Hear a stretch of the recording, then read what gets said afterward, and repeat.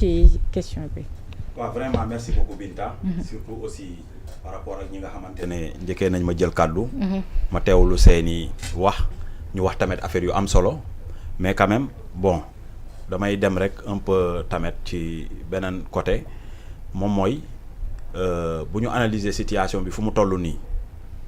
li xaw a jaaxal nit ñi moom mooy président bu waxee ne tabaski moo tax mu changer format wu dialogue bi.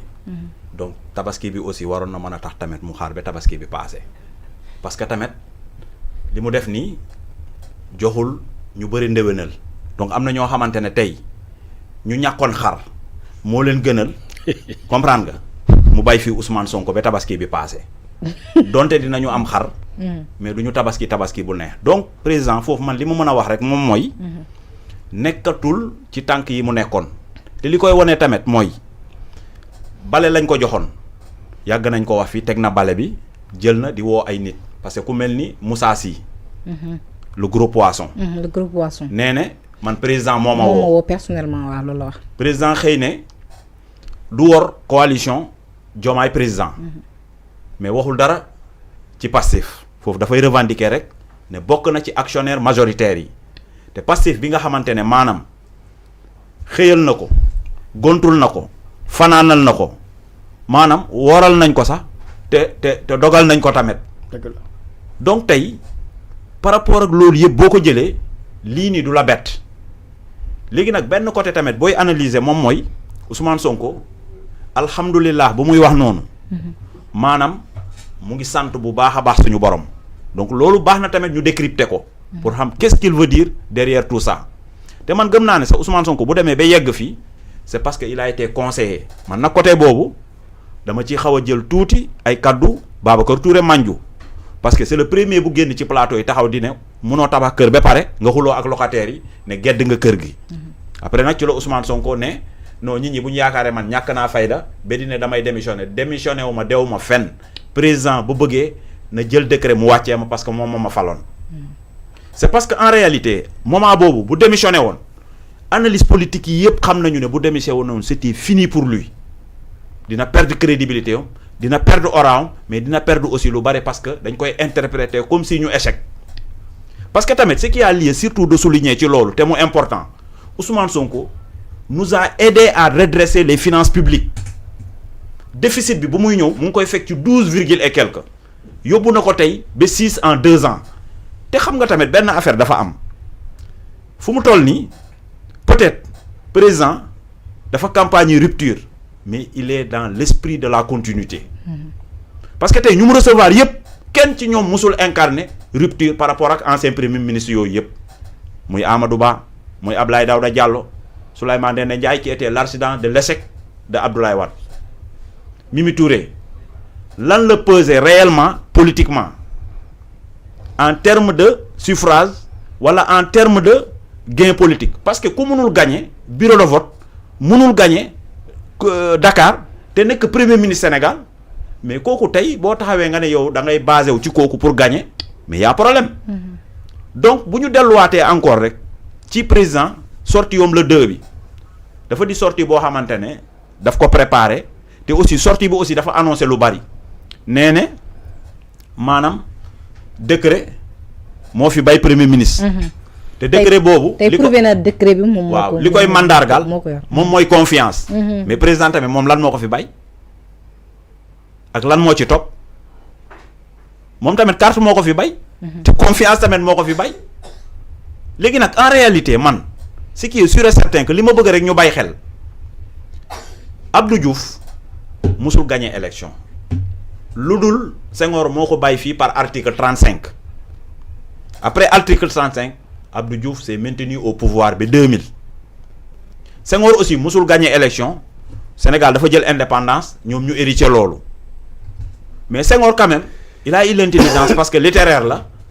ay Lamartine ak ay Voltaire yu muy lire noonu ñoo xamante ne c'était des auteurs de la révolution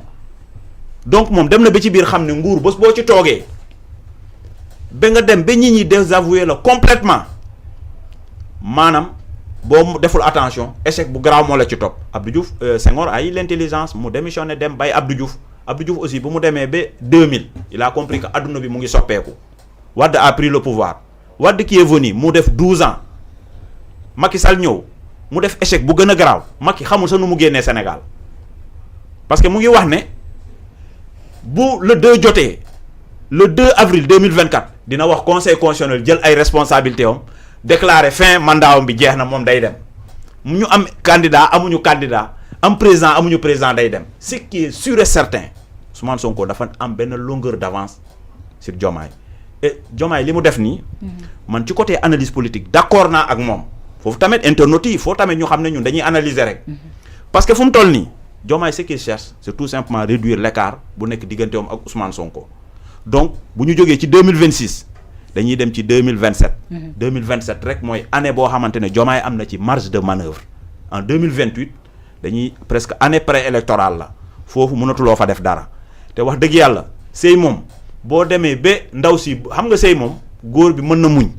mais bu ndaw si bëggatul rek sëy bi moom bu yàggee dañ koy tas te fii maanaam askan bu fase woon Macky Sall askan boobu moo fase woon Ablaye Wade te moo fase woon Abdou Diouf te askan boobu xam na luy fase donc loolu du doon problème pour sénégalais yi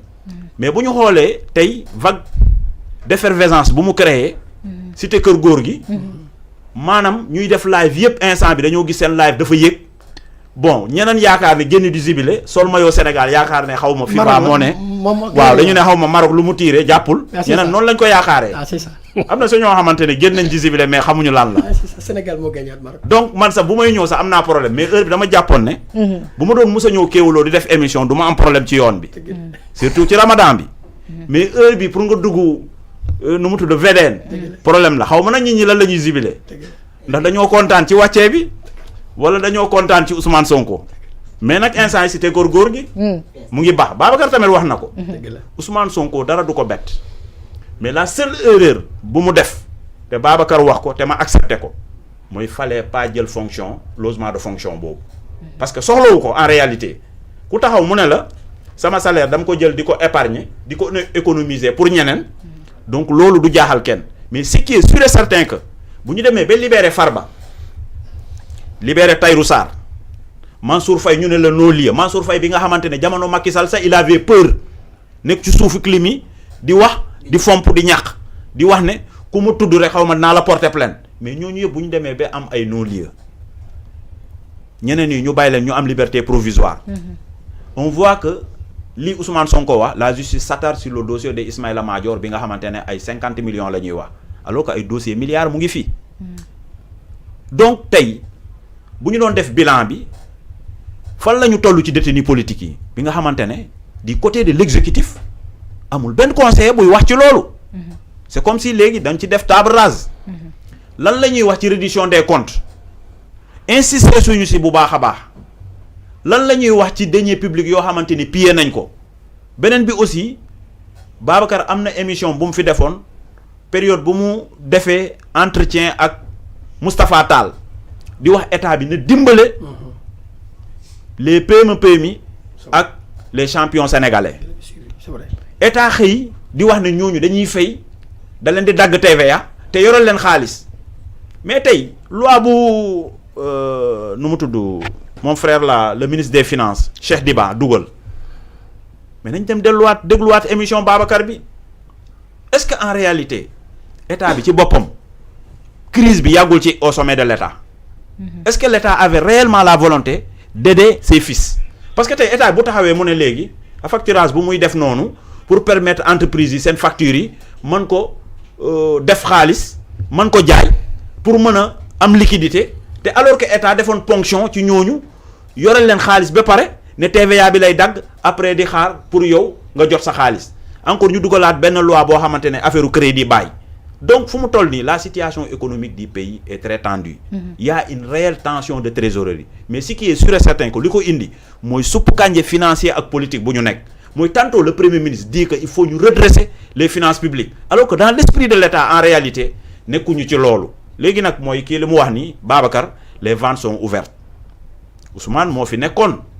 moo tax déggoo fi ay scandale financier donc pour le moment du ñu wax ne day am wala du am mais quand même li nga xamante ne mu ngi suñu kanam